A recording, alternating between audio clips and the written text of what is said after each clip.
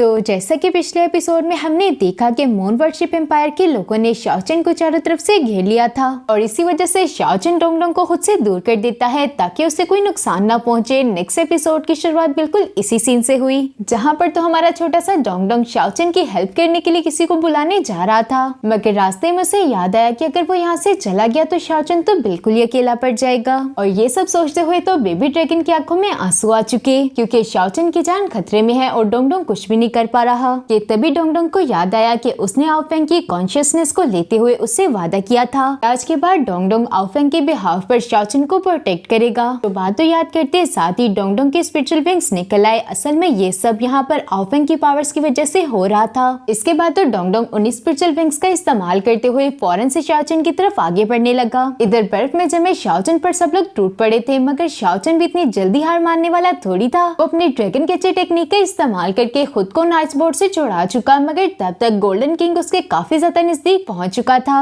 और वो शाओचन को हिट करते हुए दूर पटक देता है। काई भी शाओचन की ट्रैक देखकर उसका मजाक बनाते हुए कहने लगा कि तुम्हारे ये करतब तो काफी अच्छे हैं, मगर अफसोस आज तुम इनका इस्तेमाल करते हुए हमसे बच नहीं पाओगे। और ये कहते साथ ही काई ने अपनी आइस पावर्स का इस्तेमाल करते हुए शाओचन को अपनी जगह पर ही लॉक कर दिया। शाओचन अपनी जगह से मूव नहीं कर पा रहा था, इसी वजह से इन सब लोगों ने शाओचन पर हल्ला बोल दिया। मगर उसी वक्त एंट्री हो जाती है हमारे छोटे से डोंगडोंग की, जो कि शाओचन के सामने एक शील्ड को क्रिएट करते हुए उसे इन सब से प्रोटेक्ट कर चुका। साथ ही साथ वो यहाँ पर इन सब लोगों को धमकी लगाते हुए कहता है कि अगर तुम में से किसी ने भी शाओचन को हाथ लगाने की हिम्मत भी की तो मैं उसे जान से मार दूंगा। वाकई में डोंगडोंग तो यहाँ पर काफी ज्यादा कूल दिख रहा था, मगर शाओचन तो उसे देखकर काफी हैरान है, इसीलिए वो उसे सवाल करते हुए कहने लगा, डोंगडोंग तुम यहाँ पर क्या कर रहे हो, तुम्हें तो यहाँ से चले जाना चाहिए था। पर डोंगडोंग भी कोई गद्दार थोड़ी था जो कि अपने दोस्त को इस कंडीशन में छोड़कर चला जाता। वो शाओचन से भी यही कहता है, मगर काई तो इन दोनों की बातें सुनकर डोंगडोंग से कहने लगा कि तुम तो कुछ ज्यादा ही हवा में उड़ने लगे, चलो तुम्हें जमीन पर लाते हैं। जो कहते साथ ही उसने आइस ब्लॉक्स का इस्तेमाल करते हुए इन दोनों पर अटैक्स कर दिए। डोंगडोंग एक 5th लेवल का होली ड्रैगन था, उसने अपने स्पिरिचुअल फॉर्म को एक्टिवेट करते हुए काई के इस अटैक को ब्लॉक कर दिया था।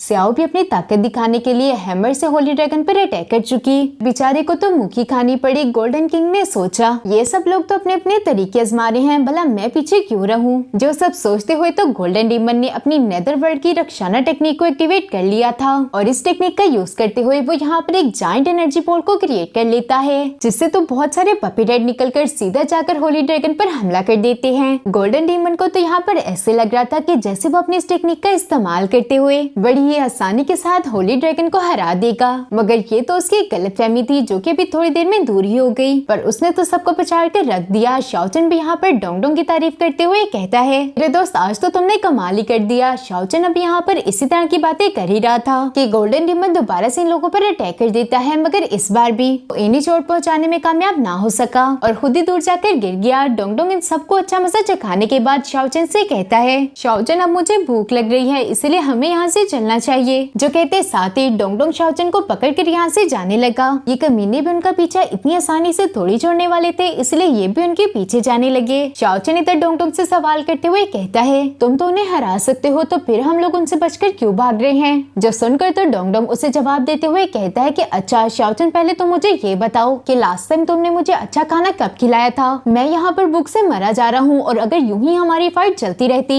तो जल्दी मैं वो फाइट हार जाता, इसलिए मैं वहाँ से निकल आया। शाओचन को भी ये बात अच्छे तरीके से मालूम थी कि उसने बहुत दिनों से डोंगडोंग को अच्छा खाना नहीं खिलाया, इसलिए वो डोंगडोंग से कहने लगा, अच्छा ठीक है, मैं यहाँ से जाकर तुम्हें बहुत सारी ड्रमस्टिक खिलाऊंगा। ये सेसन बिन का पीछा करते करते फॉरबिडन एरिया के पास आकर रुक गए। काई अब इन्हें मना करते हुए कहता है कि यहाँ से आगे जाने की कोई जरूरत नहीं और जो कोई भी यहाँ से आगे गया है वो जिंदा वापस नहीं आया और ये लोग भी जिंदा वापस नहीं आने वाले। जो बात सुनते साथ तो शेंग फौरन से सवाल करते हुए कहता है कि अगर ये लोग जिंदा वापस ना आए तो फिर हाउयीबो का क्या होगा। जिस पर तो काई उन्हें जवाब देते हुए कह रहा था कि तुम तीनों मून वर्शिप एम्पायर से बिलोंग करते हो, मैं पहले ही तुम लोगों की काफी मदद कर चुका हूँ और साथ ही साथ अभी तक मैंने एकेडमी में ये बात रिपोर्ट नहीं की कि तुम लोग यहाँ पर आए थे, सो अब तुम लोग के लिए बेहतर यही होगा कि तुम तीनों यहाँ से चले जाओ। शेंग को तो उसकी ये बात ज्यादा कुछ पसंद नहीं आई थी, इसीलिए वो काई की तरफ आगे बढ़ने लगा, मगर गोल्डन डीमन उसे रोकते हुए कहता है कि रुक जाओ, हमें इसे फाइट करने की कोई जरूरत नहीं। इसके बाद तो ये सब लोग ही वहाँ से वापस मुड़ गए। नेक्स्ट सीन शिफ्ट होकर यहाँ शाओचन और डोंगडोंग पर आ जाता है। डोंगडोंग अपनी इस फॉर्म को ज्यादा देर के लिए मेंटेन ना कर सका। डोंगडोंग बेचारा तो अपने आसपास की जगह से बिल्कुल ही अनजान था, वो तो बस अपनी भूख के बारे बारे में सोचते हुए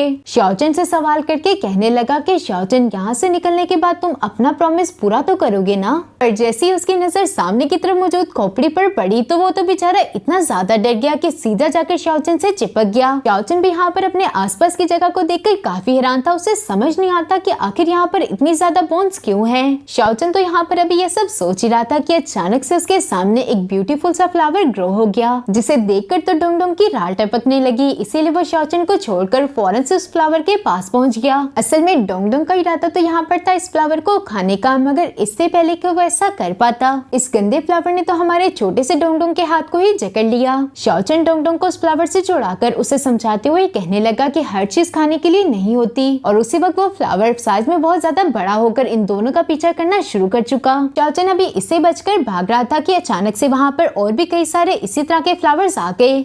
इन फ्लावर्स का नाम था स्पिरिट ईटिंग फ्लावर्स। असल में इन फ्लावर्स को खुद की ग्रोथ के लिए दूसरों की स्पिरिचुअल एनर्जी की जरूरत होती है। शाओचन जो कि अभी इस मुसीबत से नहीं निकला था कि अचानक से उसके सामने स्पिरिट बीस्ट आ गया। डोंगडोंग को तो देखने में ये कुछ ज्यादा अच्छा नहीं लग रहा था, इसीलिए वो उससे कहता है कि मैं इसे नहीं खाऊंगा। शाओचन तो डोंगडोंग की ये बात सुनकर उससे कहता है कि ये बातें हम बाद में डिसाइड करेंगे कि इसे खाना है या फिर नहीं, पहले हम खुद तो अपनी जान को बचा लें। शाओचन यहाँ पर अपनी शैडो डांसिंग टेक्निक का इस्तेमाल करते हुए उस स्पिरिट बीस्ट से दूर जाने की कोशिश कर रहा था, मगर उसकी स्पिरिचुअल एनर्जी बहुत ज्यादा ओवरफ्लो हो रही थी। उसे समझ नहीं आता कि आखिर उसके साथ क्या हो रहा है। ये सब कुछ इस जगह की वजह से था, क्योंकि ये प्रैक्टिशनर की स्पिरिचुअल एनर्जी को अपने आप ही ओवरफ्लो कर देती है, जिसे अट्रैक्ट होकर बहुत सारे सोल बीस्ट यहाँ पर आ जाते हैं। और ये सोल बीस्ट बहुत ही ज्यादा खतरनाक थे, क्योंकि अगर ये लोग शाओचन की सोल को उसकी बॉडी से अलग कर देते तो शाओचन भी यहाँ से निकल नहीं सकता था।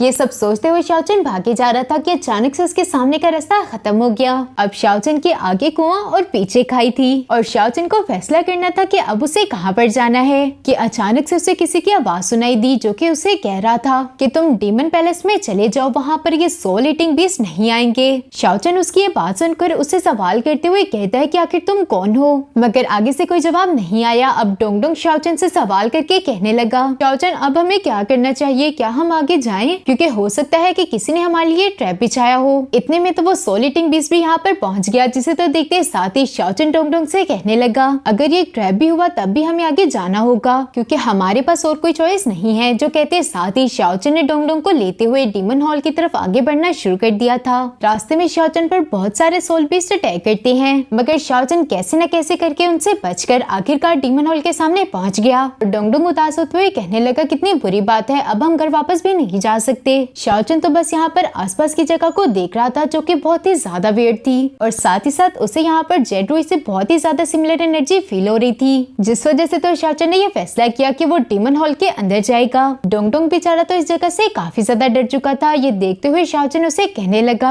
अगर तुम्हें यहाँ पर डर लग रहा है तो तुम यहाँ पर रुक सकते हो, मैं थोड़ी देर में यहाँ पर आ जाऊंगा। मगर डोंगडोंग तो शाओचन के साथ जाना चाहता था, इसीलिए वो उससे कहता है कि मुझे डर नहीं लग रहा, रुको शाओचन, मैं तुम्हारे साथ ही आऊंगा। जो कहते साथ ही डोंगडोंग ने भी शाओचन के पीछे जाना शुरू कर दिया, और पीछे से हम उसी पर्सन की आवाज सुनते हैं, जो कि कह रही थी कि इसे फंसाना तो बहुत आसान था, यानी कि सच में शाओचन अब एक ट्रैप में फंस चुका है। अंदर जाने पर शाओचन को यूरुजी का एक स्टैचू नजर आया, जिसे देखकर तो शाओचन मन में कह रहा था कि ये वही है ना। और तभी उस स्टैचू ने शाओचन की तरफ देखा, उसकी एक ही ग्लेंस इतनी ज्यादा पावरफुल थी, और शाओचन अपने घुटनों पर आ गया। वो समझने की कोशिश कर रहा था कि आखिर उसके साथ क्या हुआ। इस डीमन हॉल में यूरुजी की अभी भी थोड़ी सी कॉन्शियसनेस बाकी थी, जो कि अब शाओचन के सामने आ चुकी थी। शाओचन उसे देखकर हैरान होते हुए कहने लगा, तुम तो वही डेविल हो जो कि मेरे ड्रीम्स में आता है, तुम तो मेरे सामने मर गए थे, तो फिर ये सब कैसे? अगर यूरुजी तो शाओचन की एक भी बात ना सुनते हुए फौरन से अपनी पावर्स का इस्तेमाल करके और उसे हवा में लटकाते हुए कहने लगे, जो कोई भी मेरे डीमन हॉल में जबरदस्ती घुसने की कोशिश करेगा तो मैं उसे मार डालूंगा। जो कहते साथ ही यूरुजी यहाँ पर शाओचन को मारने ही वाले थे। शाओचन तो बस चिल्लाते हुए कह रहा था कि प्लीज ऐसा मत करें।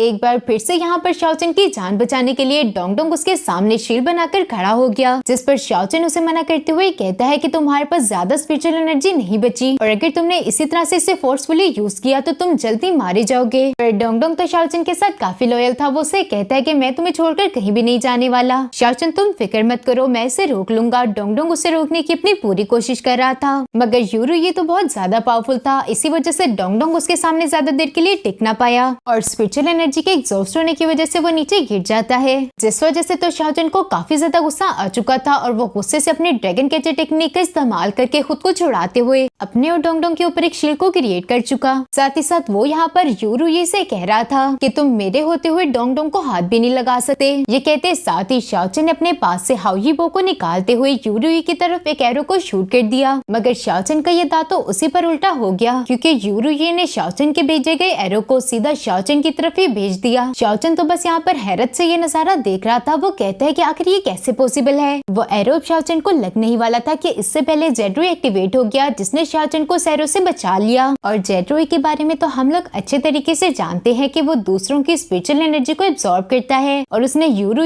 के साथ भी कुछ ऐसा ही किया। वो सारी की सारी एनर्जी को शाओचन की बॉडी में ट्रांसफर कर देता है, जिसकी वजह से तो शाओचन की बॉडी से लाइटनिंग एनर्जी निकल रही थी। डोंगडोंग भी शाओचन के पास आकर उसे उठाने की कोशिश करता है, मगर इस लाइटनिंग एनर्जी से हिट होने की वजह से वो दूर जाकर गिर गया। शाओचन को भी यहाँ पर थोड़ा थोड़ा होश आ जाता है। वो डोंगडोंग की ऐसी कंडीशन देखकर उसके पास जाने की कोशिश करता है, मगर वो ऐसा ना कर पाया और तभी वहाँ पर एक बूढ़ा शख्स आ गया। अब ये कौन है इसके बारे में तो हमें नेक्स्ट आने वाले एपिसोड्स में ही पता चलेगा। तो फिर मिलते हैं नेक्स्ट एपिसोड में, तब तक के लिए इतना ही, बाय बाय।